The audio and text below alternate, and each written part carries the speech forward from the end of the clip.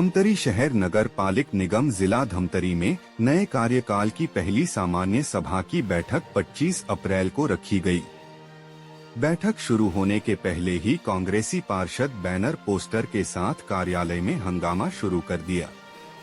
इसके बाद निर्धारित समय पर जब सभी ऊपर हॉल में आए, अपने बैनर पोस्टर को वह सभापति के पास रखे। इससे माहौल बिगड़ गया। इसी बीच भाजपा की महिला पार्षद ने कांग्रेस पार्षदों को औकात में रहे कह दिया। इसके बाद जमकर हंगामा शुरू हो गया। बीजेपी कांग्रेस के पार्षद दोनों सदन के सामने भीड़ गए।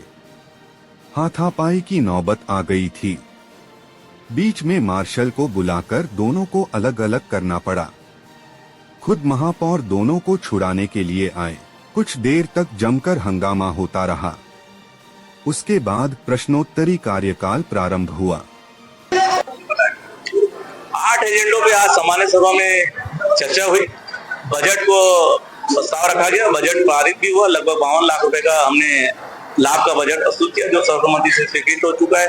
हाईटेक बस स्टैंड, ऑडिटोरियम और जाति प्रमाण पत्र की अनुशंसा आज महत्वपूर्ण विषय थे। इसके अतिरिक्त 5 विषय और सबसे महत्वपूर्ण था one nation one election.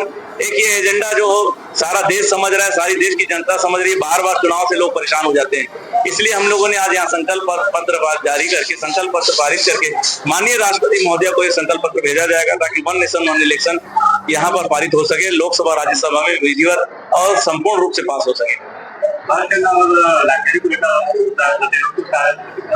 Congress का काम विरोध करना है, कांग्रेस का काम विरोध करना है, वो कर रहे हैं और इसमें लेकिन असफल हुए।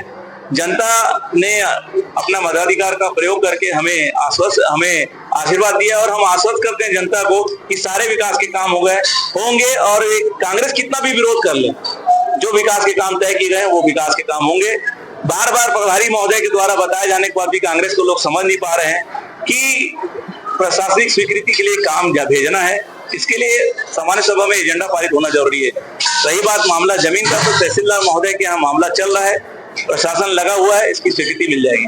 दोनों पक्षों में लोग कांग्रेस का काम आज एक ही था कि सामान्य सभा को सफल न होने दिया जाए, क्योंकि वो 2.5 साल में करा नहीं पाए।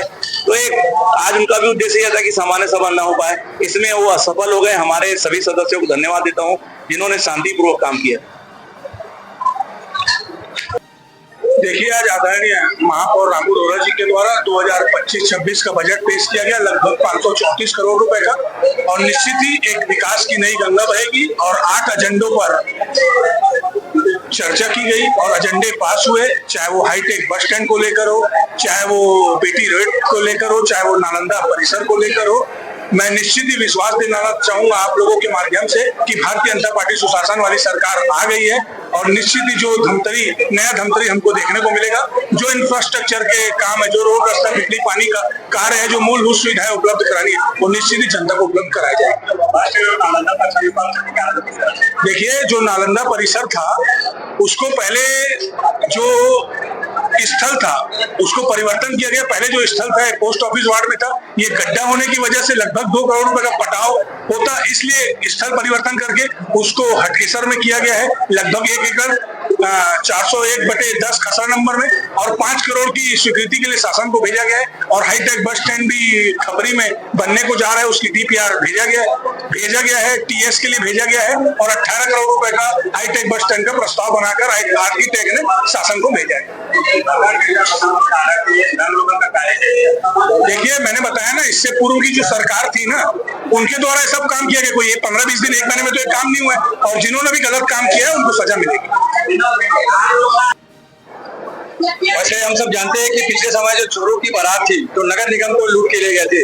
वैसे पे 2 साल, लगभग 2.5 साल के बाद सामान्य सभा की बैठक हमारे सम्मानीय रामू रोहरा महापौर जी के द्वारा एक लाभ के वजह प्रस्तुत किया गया था। और आगामी जो भी हमारे जो क्षेत्र हैं, धमतरी शहर में तालाबों की सौंदर्यीकरण है, और युवाओं के लिए नालंदा परिसर है जो पंडित जी के लिए लाइब्रेरी प्रदान किया जाएगा। नालंदा परिसर युवा खेलकूद के लिए अपना स्टेडियम बनाना है, और एक बहुत महत्वपूर्ण विषय है जो पिछले कई वर्षों से लंबित था जाति प्रमाण पत्र, जिसके कारण कई ऐसे युवा जिसको अपनी नौकरी भी खोनी पड़ी। सामान्य हमारे सदस्यगण द्वारा बताया भी गया है कि उसके वार्ड में एक ऐसे सेक्टर था कि जिसको नौकरी मिल चुकी थी, लेकिन पिछले समय की जो चोरों की बारात की जो सरकार थी वो बिल्कुल इसको लागू नहीं किया गया। लेकिन हमारे सम्मानित महापौर श्री रामू अरोड़ा के द्वारा इसको लागू किया गया। लगभग 227 प्रकरण ऐसे थे जो जाति प्रमाण पत्र से लंबित थे, उसमें 62 जाति प्रमाण पत्रों को उसको प्रस्तुत करके उसको फाइल किया गया है।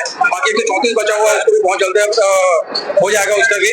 और हम सब जानते हैं और देख रहे हैं, हमने बनाया हमने ही संवारेंगे भारतीय जनता पार्टी की एक नारा है। सम्मानित विष्णुदेव साय जी की जो सरकार है और धमतरी में बहुत जल्दी और बहुत ही ज्यादा विकास हमारे रामू अरोड़ा जी के मार्गदर्शन का होना है।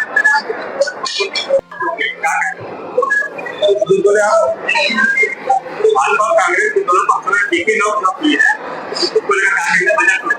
ये बजट तो स्वाभाविक प्रक्रिया है।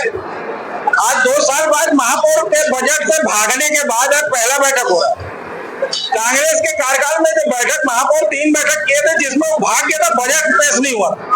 आज भाजपा की सरकार बनी है और यहाँ के रामू अरोड़ा जी आज बजट पेश किए और शांति से बजट पेश हुआ।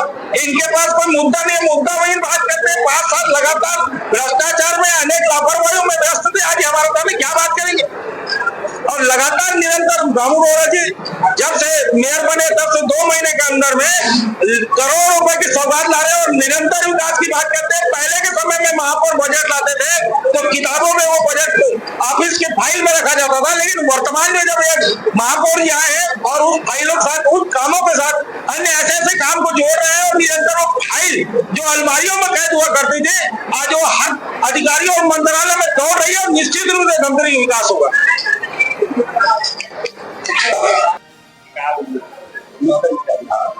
अभी आप देखने मिले कि उन्होंने 19 कर्मचारियों को नौकरी से निकाल दिया बिना कोई नौकरी किए और उनका परिवार रोड में है, लेकिन उन लोगों ने उनके ऊपर कोई भी ऐसा काम नहीं किया जिससे उनको फिर से रखा जा सके। आज 19 लोगों को कर्मचारियों का मुद्दा हम लोगों ने उठाया, लेकिन उसमें कुछ भी उन्होंने जवाब नहीं। दूसरा चीज आप देखेंगे कि जो मेन मुद्दा है डेयरी वालों का समस्या है। डेयरी की वजह से आप देखेंगे कि कितना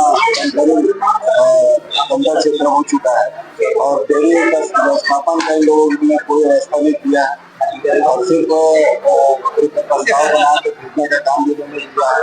और उन्होंने ये भी नहीं किया कि सरकार से प्रस्ताव बनाकर भेजे और यहाँ डेयरी व्यवस्थापन हो सके।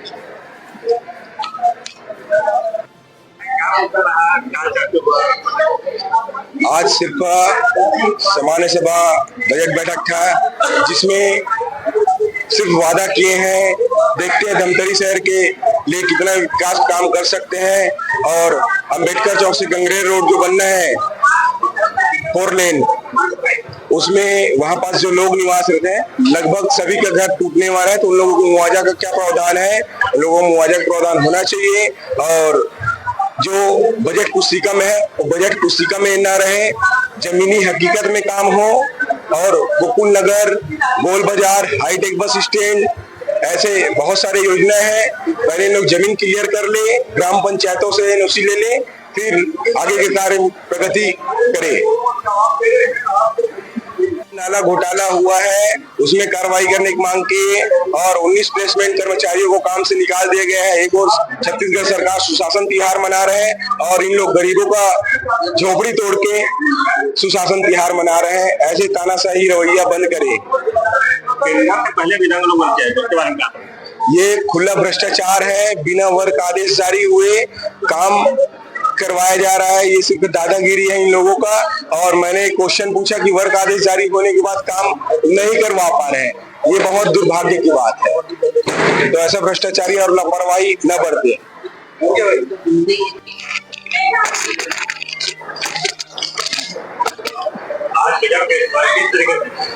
ये बजट जो है वो शहर वासियों के सपनों का बजट था, युवाओं के पंखों को उड़ान देने वाला बजट था, उनके हौसलों को बढ़ाने वाला बजट था।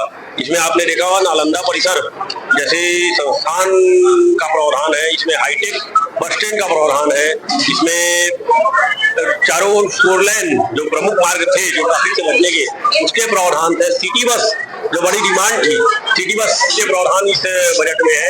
इस बजट में सहित कई छोटे मोटे जो छोटे तालाब है और कई जगह उनके सौंदर्यीकरण का भी यह बजट में प्रावधान है। और सहित इस सामान्य सभा की बैठक में पिछले 2-3 साल से जो शहर के लोग बहुत दिन से लंबित था जो मांग, जो उनके सपनों के बीच आड़े आ रहा था, जाति प्रमाण पत्र, बाबा साहब भीमराव अम्बेडकर ने भारत के संविधान में और भारत के नागरिकों को एक हथियार दिया था, एक उनको आगे बढ़ाने के लिए कि जो उनकी जो महत्वपूर्ण ताकत दी थी, उस ताकत में प्रहार पिछले 2-3 साल से चल रहा था। उनका जाति प्रमाण पत्र नहीं बन पाता।